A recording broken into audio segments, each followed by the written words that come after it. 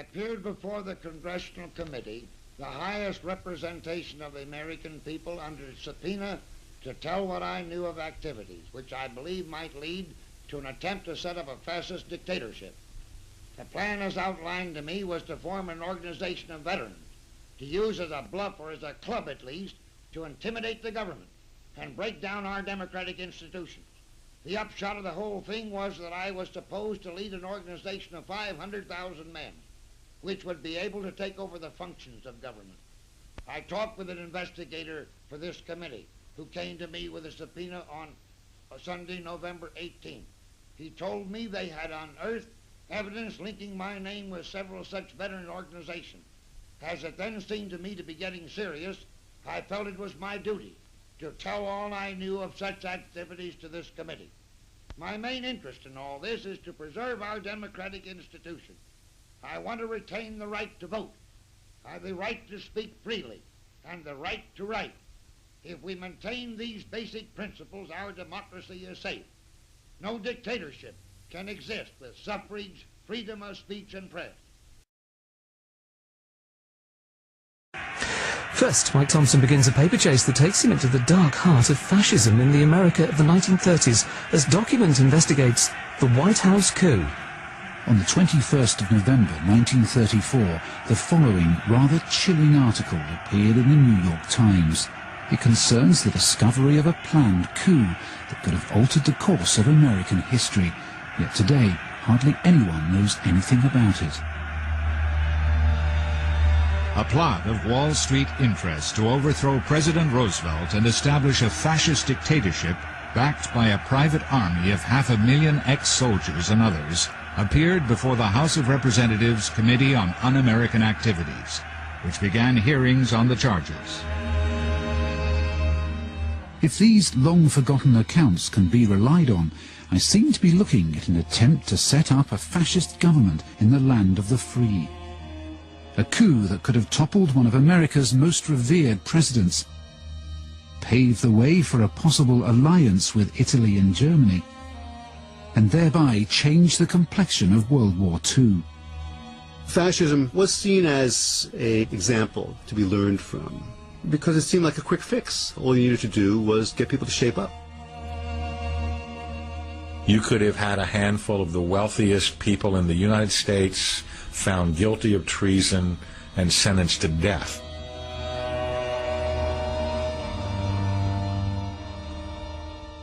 But just what was this plot? Who were the Wall Street interests? Or was this nothing more than a moment of paranoia from a national media not renowned for its self-restraint? Well, the answers to some of these questions may have to wait until I can get my hands on the bulk of the evidence, documents detailing evidence heard behind closed doors by a congressional committee. But I already have the official statement released by that committee when it reported back to Congress.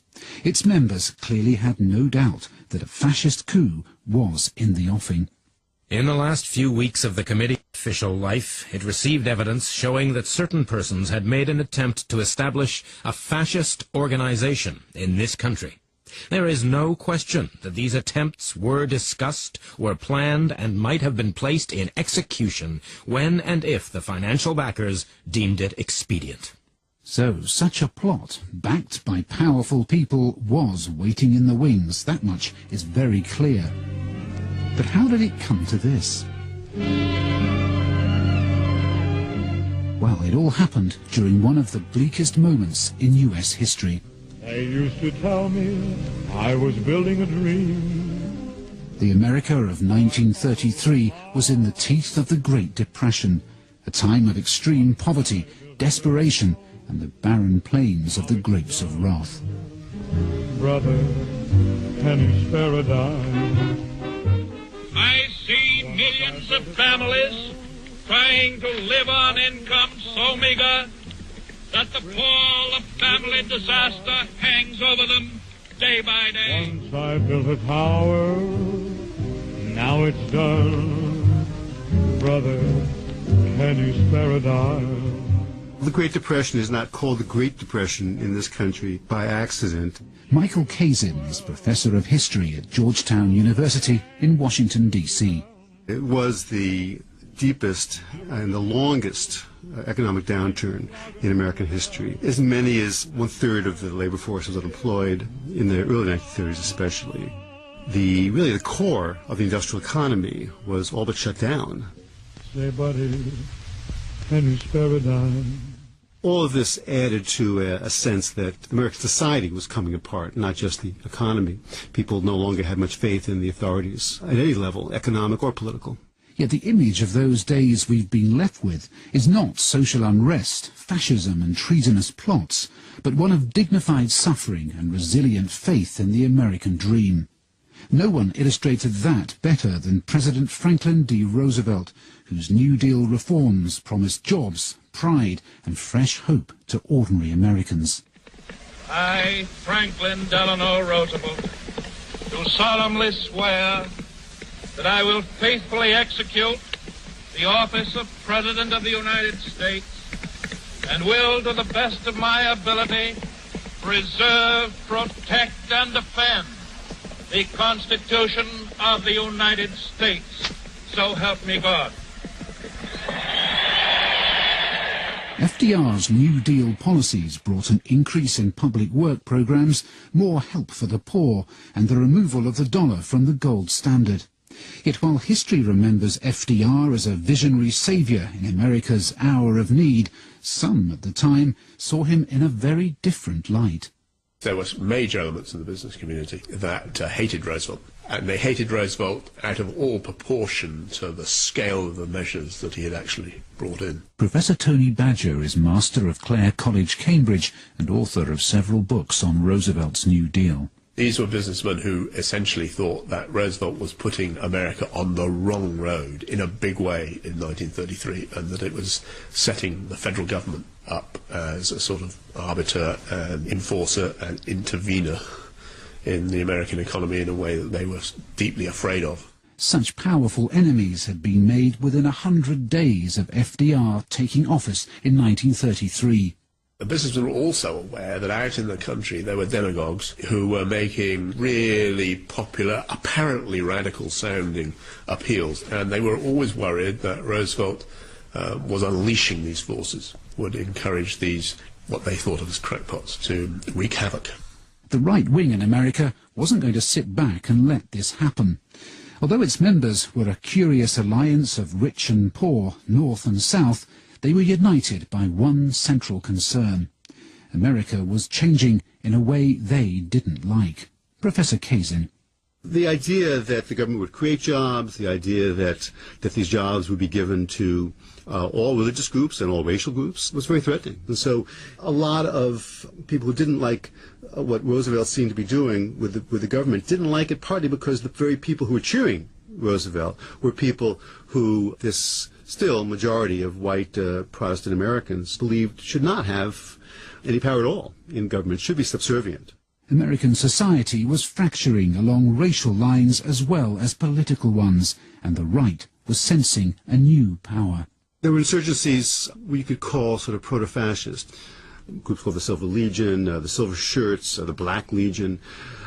Most of these groups were continuing some of the themes of the Ku Klux Klan. And these groups often carried out vigilante violence against Catholic workers, black workers in some of the factories in the North. These groups had great aspirations to become much larger than they were. Some of them had aspirations to imitate what had happened in Italy and was happening in Germany. It's into this world that the plot to overthrow FDR was born. But who was going to lead it, and how did they think they'd get away with it? I'm hoping the answers lie amongst the formerly secret papers of the Congressional Committee that investigated the planned coup. These, I'm told, are locked away in the National Archives of America, a few hundred yards from the White House in downtown Washington. Well, this seems to be it, the National Archives Research Center. Fantastically grand building. Looks like there's strict security in operation here. Airport scanner machine. Hello, I'm from the BBC. I've got an appointment with archivist Jessica Kratz. Okay. Hold on 1 second, let me give her a call. Thank you very much. Jessica led me down increasingly claustrophobic corridors into the heart of the archive. This is staff area, legislative records. Here, watch your head. The documents I'm after are from a committee known as the McCormack-Dickstein Committee, after the two men who chaired it. So here are the papers, the official committee papers.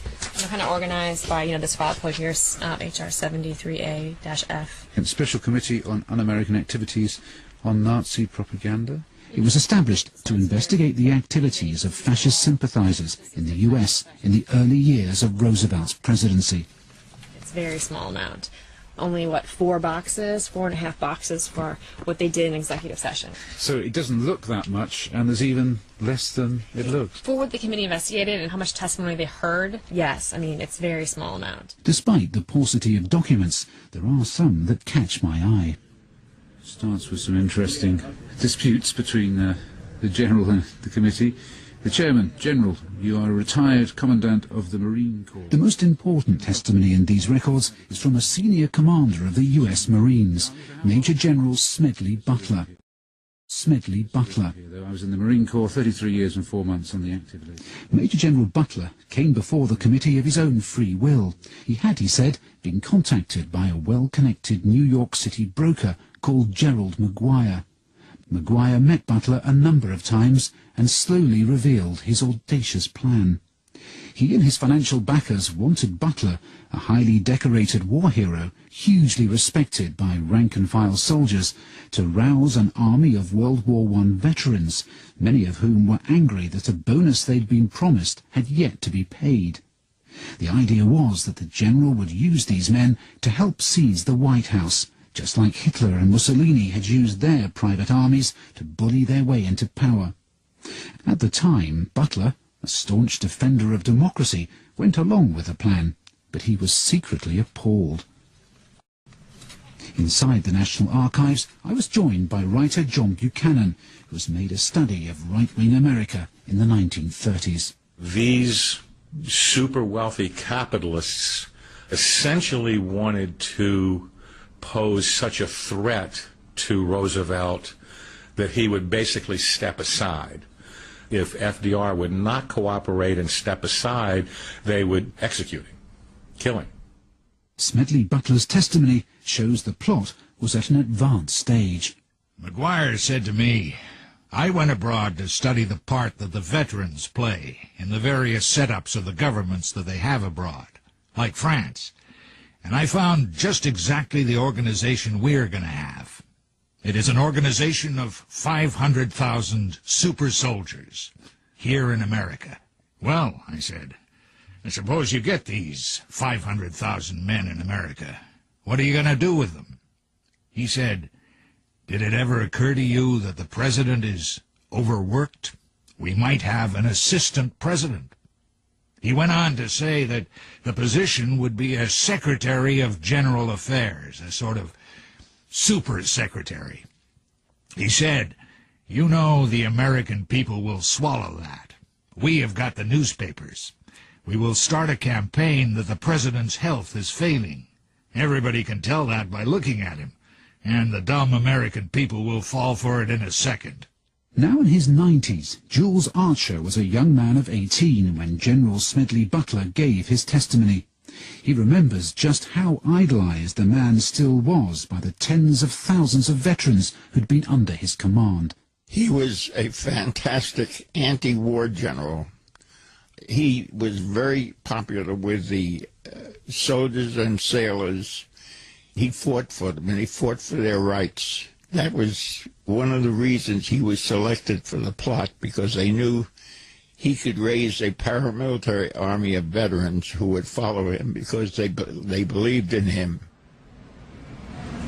It was here at the Association of the Bar in central New York City, just a stone's throw from Wall Street, that the case against the plotters came to a head. The chief witness, Major General Smedley Butler, walked up these steps, past the giant stone pillars that tower above me here, and through the rather elegant doors. Even today, all the officers on either side of me, behind the large wooden doors, are packed with people who are going through today's important legal cases. But back on Tuesday, the 20th of November 1934, this was perhaps the most serious case the country could possibly have faced, and the room where it all took place is up several flights of stairs in what's known as the supper room. One of the most important witnesses who came here was Paul Cumley French, a journalist Smedley Butler took into his confidence after the conspirators had tried to recruit him. French had also met chief plotter Gerald Maguire at his Wall Street offices, and he recounted their conversation to the committee. "We need a fascist government in this country," he insisted, "to save the nation from the communists who want to tear it down and wreck all that we have built in America. The only men who have the patriotism to do it are the soldiers, and Smedley Butler is the ideal leader. He could organize 1 million men overnight." During the course of the conversation, he continually discussed the need of a man on a white horse, as he called it, a dictator who would come galloping in on his white horse. He said that was the only way to save the capitalistic system. But it was Smedley Butler, war hero and soldier's friend, who exposed the plot. He continued his meetings with Maguire until he gathered enough information on the plotters to bring the evidence before the McCormack-Dickstein Committee. But given that there were no recordings of these meetings, or letters written by Maguire outlining his plans, how can we be sure that the general didn't exaggerate or even make up the whole story? Jules Archer, who went on to study the lives of Smedley Butler and Representative John McCormack, is convinced the plot was real. He remembers talking to McCormack about his time as chairman of the committee that investigated the case. McCormack was a veteran politician. He was an advisor to Roosevelt and other presidents. He had a heavy Irish accent. He told me General Smedley Butler was one of the outstanding Americans in our history. I cannot emphasize too strongly the very important part he played in exposing the fascist plot in the early 1930s, backed by and planned by persons possessing tremendous wealth. And there was no doubt about it that McCormack was absolutely convinced that Butler was telling the truth. On the talks on the Nazi movement in the United States. We present Representative Dickstein. Ladies and gentlemen. In this early radio archive, you can just make out the other co-chairman, Representative Samuel Dickstein, warning Americans to be aware of the threat from fascist forces from within. We have repeatedly unearthed evidence to define the Nazi government here as the most dangerous threat to our democracy that has ever existed. And the central character of the plot, the plain-speaking Major General Smedley Butler, was caught on early newsreel from the time, explaining his part in exposing the plot. I talked with an investigator for this committee. He told me they had unearthed evidence linking my name with several such veteran organizations. As it then seemed to me to be getting serious, I felt it was my duty to tell all I knew of such activities to this committee. My main interest in all this is to preserve our democratic institutions. So Smedley Butler remained adamant that he was the target of a fascist plot, and there was never any doubt either in the mind of committee chairman John McCormack that the forces of fascism were gathering to storm the White House. But who was going to fund the coup? Even with the backing of 500,000 veterans, a plot of this sort against the most powerful government on earth needs money as well as muscle, and an awful lot of it too. Well, according to Smedley Butler, this was where the big business moguls and Wall Street brokers behind the coup came in. They, he was told by Maguire, would soon step out of the shadows in the form of a newly created lobby group.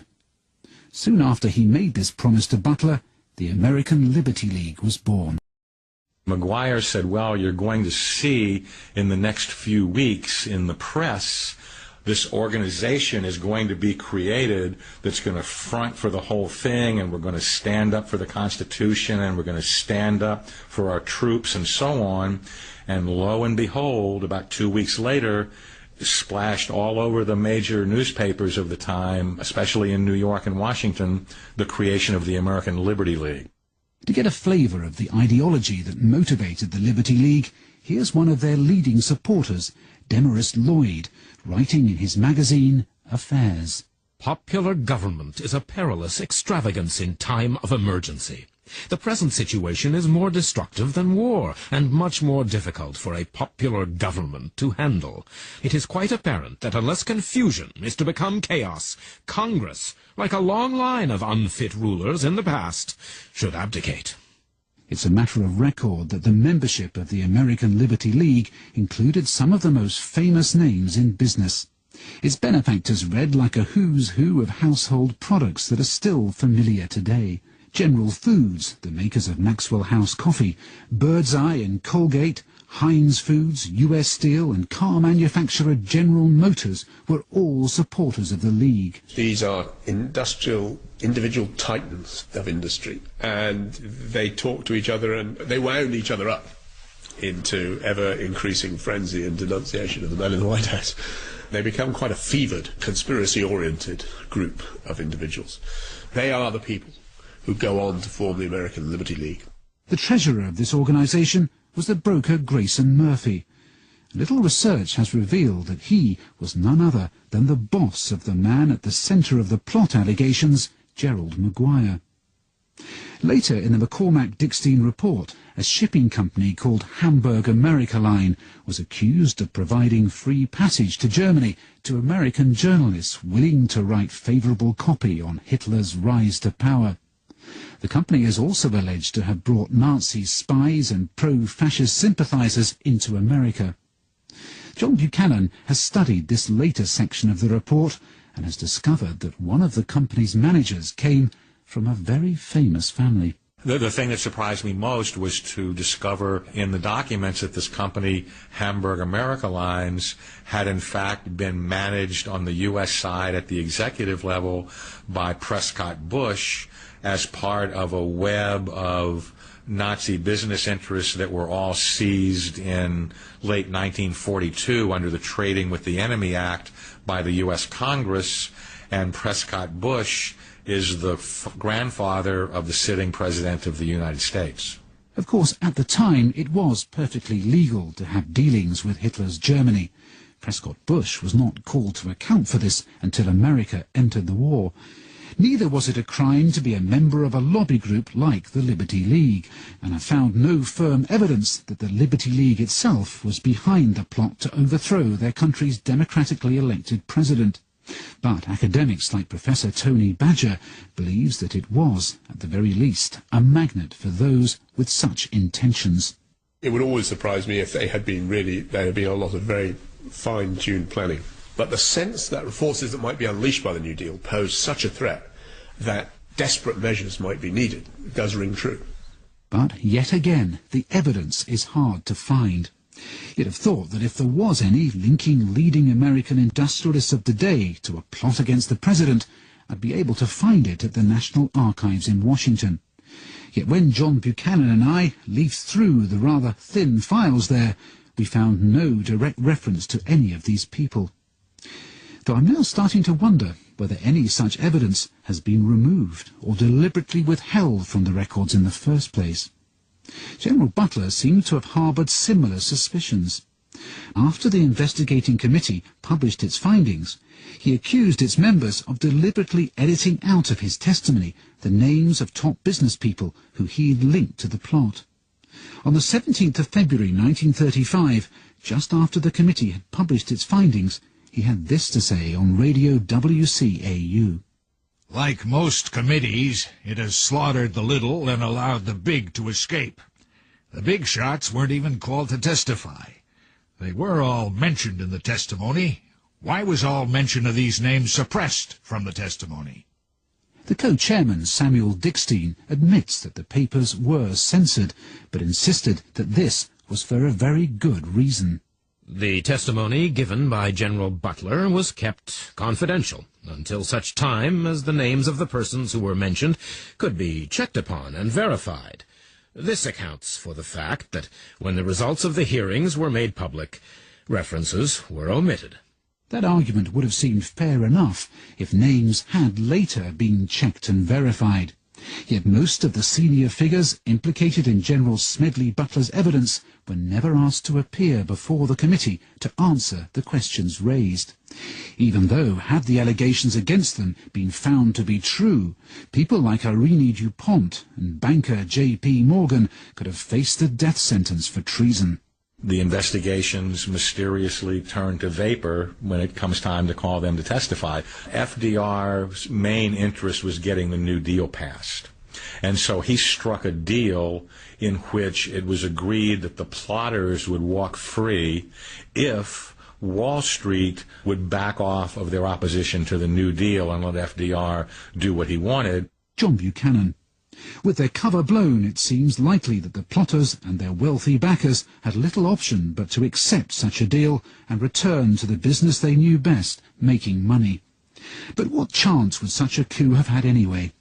Even with millions of dollars and 500,000 veterans at their disposal, could the plotters ever have pulled it off against the armed forces of a great power like the US? Well, according to Professor Tony Badger, back then it might not have been quite as difficult as it now seems. The American army was anything but powerful in 1933. The peacetime army had been reduced to, 120, 130,000, scattered all over the United States. It was a depressing and soul-destroying business being an army officer in the United States in the 1920s and 1930s. So I think the sense that the American army as such was a powerful group that could have put down any trouble, it has to be seen in that context. Though Professor William Becker of George Washington University insists that defeating the Federal Army would only be the first of many big challenges still facing the coup leaders. I just remain extremely skeptical about this because the U.S. government was, in fact, very, very decentralized. When one talks about, seizing power, I just think it would be extremely difficult given the decentralized nature of the government. There would have been enormous resistance to that. Professor William Becker. Perhaps the biggest remaining question is whether, had the coup gone ahead and been successful, the American people would ever have put up with a dictator in the White House. It seems unlikely. After all, this is a nation that describes itself as the land of the free, the home of democracy. But Professor Michael Kazin is not quite so dismissive. He believes that if we today are ready to accept the loss of some of our liberties in return for personal security, might Americans of the Great Depression have been just as ready to sacrifice some of their freedoms for food, jobs, and financial security. People wanted security. I mean, the key word in the 30s, as now for that matter, was security. Social security, of course, health security. And Americans, I think, in the 30s cared more about security than they did about democracy. And so if a group of businessmen, with the help of some people, former military people or current military people, could have fairly quickly brought the economy back, created the sense of security, then yes, it is possible that they would have gotten some popular support. America would have become a dictatorship. Democracy would be gone. America would have joined Hitler and Mussolini as a fascist triumvirate.